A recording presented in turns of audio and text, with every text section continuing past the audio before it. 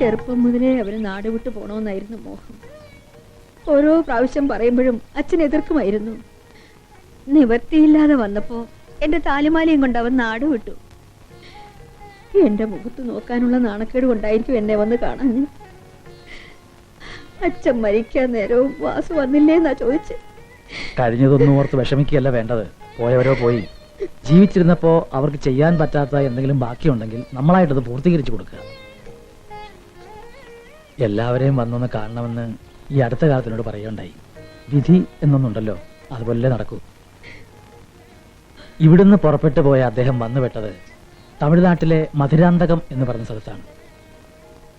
ഒരുപാട് കഷ്ടപ്പെട്ടു, ആരൊക്കെയോ സഹായിച്ചു, കുറെ പണമുണ്ടാക്കി. അക്കാലത്താണ് ഒരു ഗൗണ്ടറുമായി അടുപ്പത്തിലായത്. ആ അടുപ്പം അയാളുടെ മകളുമായുള്ള വിവാഹത്തിൽ കലാശിച്ചു. അങ്ങനെ വാസുദേവൻ നായർ കോടീശ്വരനായി. കൗണ്ടർ നായർ എന്ന് പറഞ്ഞാൽ ആ നാട്ടിൽ അറിയാത്തവരായി ആരുമില്ല. മരിക്കുന്നതിന് മുമ്പ് അദ്ദേഹം എന്നെ ഒരു ആഗ്രഹം അറിയിച്ചു. ഈ സ്വത്തിൻ്റെയൊക്കെ അവകാശിയായ തൻ്റെ ഏക മകളെ അമ്മയുടെ മകനെ കൊണ്ട് വിവാഹം കഴിപ്പിക്കണം.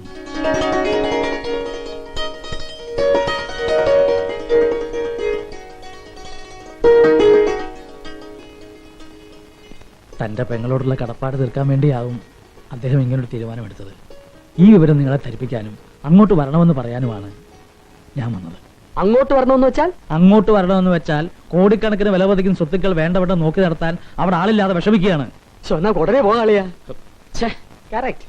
അല്ല വക്കീൽ, ഒരു സംശയം ചോദിച്ചോട്ടെ. വാസ്തവത്തിൽ ഈ പെൺകുട്ടിക്ക് വല്ല മാറാവ്യാധിയോ ഭ്രാന്തോ അല്ലറ ചില്ലറ നടപടി ദൂഷ്യങ്ങളോ അങ്ങനെ എന്തെങ്കിലും? അല്ല, എന്തായാലും എനിക്ക് പരിപൂർണ സമ്മതമാണ്. എനിക്കും. അശോകൻ എന്താ ഒന്നും മിണ്ടാത്തത്?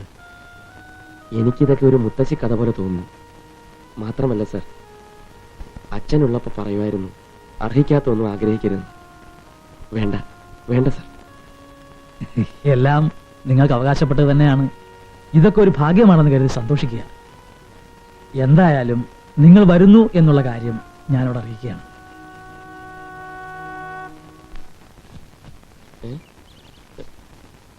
അളിയ, എന്താ ഇത്? കാലുവിടാൻ രാവിലെ തന്നെ കാല് വാരുവാന്നോ? കാല് വാരിയല്ല അളിയ, ഞാൻ സാഷ്ടാംഗ പ്രണാമം നടത്തിക്കൊണ്ടിരിക്കുക. കാലെന്ന് വിടാൻ. അളിയ, ഞാൻ പറയുന്ന കേക്ക്. അളിയ, കേക്ക്. ഓ, അടുത്ത മാറിക്കും. നിനക്ക് കുഞ്ഞുനാളില് കേക്ക് എന്ത് ഇഷ്ടായിരുന്നോ? ഭാമയെ കല്യാണം കഴിച്ച 1-ാം വിരുന്നിന് വന്നപ്പോ 1 കിലോ കേക്കും കൊണ്ടല്ലേ ഞാൻ വന്നത്. നിനക്ക് ഓർമ്മയില്ലേ? പച്ച കള്ളം. സത്യമാ. അന്ന് നിങ്ങൾക്ക് മോഷണം ഉണ്ടായിരുന്നോ? അല്ല, 1 കിലോ കേക്ക് എന്നൊക്കെ പറഞ്ഞോണ്ട് ചോദിച്ചതാ. അങ്ങോട്ട് പറഞ്ഞില്ല. അശോക, നമുക്ക് കൗണ്ടർ മാമന്റെ വീട്ടിലേക്ക് പോകാൻ തീവണ്ടിക്ക് സീറ്റ് ബുക്ക് ചെയ്യണ്ടേ?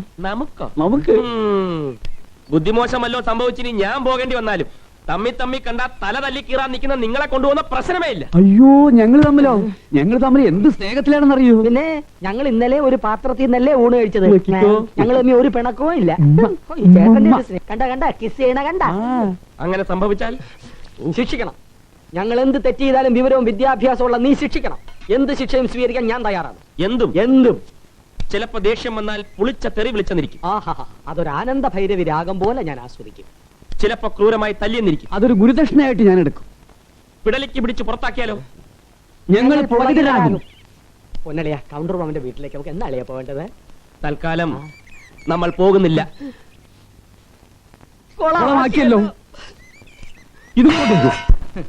അപ്പൊ ഈ ജാതകത്തിലും രാജകത്തിലും ഒക്കെ കുറച്ച് കാര്യമുണ്ടല്ലേ? നിനക്കും പകർന്നോ ആ ഭ്രാന്ത്? ഈ ആഴ്ച എന്തായാലും വീടിന്റെ ജപ്തി നടക്കണം.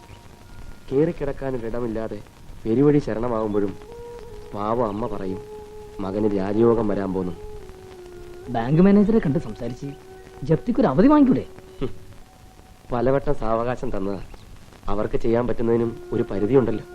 പ്രശ്നങ്ങൾ ഇത്രയൊക്കെ ആയ സ്ഥിതിക്ക് അന്ന് ആ വക്കീല് പറഞ്ഞ കാര്യം ഒന്ന് ആലോചിച്ചൂടെ? പണ്ടെങ്ങോ നാട് വിട്ടുപോയ അമ്മാവൻ കടപ്പാടിന്റെ പേരിൽ എന്തൊക്കെയോ എഴുതി വെച്ചു എന്ന് കരുതി അവിടെ പോയൊരു വിവാഹം കഴിക്കുക, അതൊന്നും എന്റെ സാഹചര്യവുമായി പൊരുത്തപ്പെടില്ല. സാഹചര്യത്തിനൊത്ത് മാറണം, അതല്ലേ ജീവിതം. ശീലിച്ചിട്ടില്ല കുഞ്ഞികൃഷ്ണ. ഒന്നുമില്ലെങ്കിലും എല്ലാം ഉണ്ടെന്ന് അഭിനയിക്കണം. മുണ്ട് മുറുക്കി ഉടുത്തായാലും മാനം കാക്കണം. മടിയിലിരുത്തി അച്ഛൻ തന്ന ഉപദേശങ്ങളാണിതൊക്കെ. മറ്റെന്ത് സഹിക്കാം.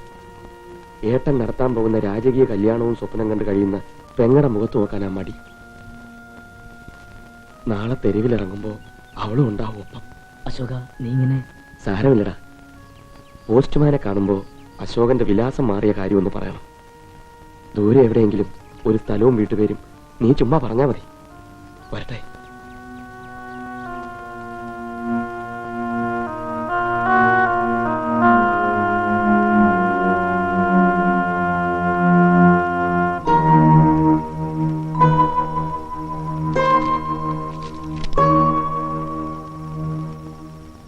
പോലീസുകാർ വന്ന് നമ്മളെ പിടിച്ചിറക്കി വിട്ടായിരിക്കും ചെത്തി നടത്തുന്നത്, അല്ലേ മോനെ?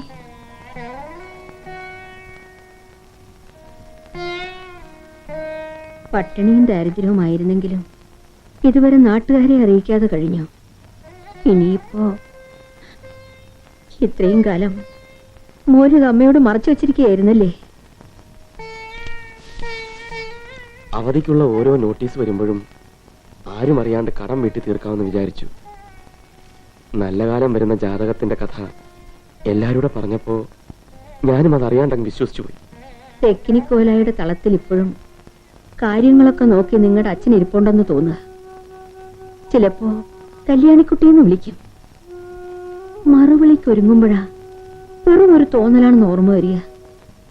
ഒന്നും ഓർക്കുമ്പോഴാ വിഷമം. ആ അസ്ഥിത്തറയിലെ വിളക്ക് വെപ്പ് ഇതുവരെ അമ്മ മുടക്കിയിട്ടില്ല. ഇനി അതും മുടങ്ങും. മോനെ, നീ ശുണ്ടിയെടുത്ത് അമ്മയോട് വഴക്കിന് വരരുത്. ഇന്നലെയും ആ വക്കീലിന്റെ കത്ത് വന്നു. എന്നാണ് അങ്ങോട്ട് ചെല്ലുന്നതെന്നും ചോദിച്ച്. മോനെ, ഒരു കുടുംബം മുഴുവൻ നിന്റെ സമ്മതത്തിന് വേണ്ടി കാത്തിരിക്കുക. അതെന്റെ മോൻ മറക്കണ്ട.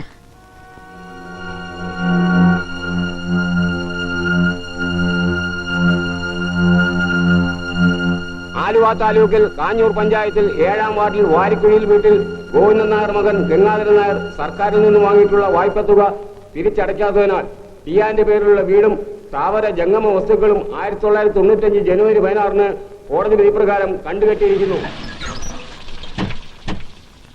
അയ്യോ, കൊട്ടാരം കൊട്ടാരം. ദേ വണ്ടി. വണ്ടിയല്ലടാ, കുതിര വണ്ടി. ചേട്ടൻ കയറി, ഞാൻ വലിക്കാം. Ice cream parlour, ice cream parlour, ice cream parlour. പണക്കാരുടെ ബീച്ചാ.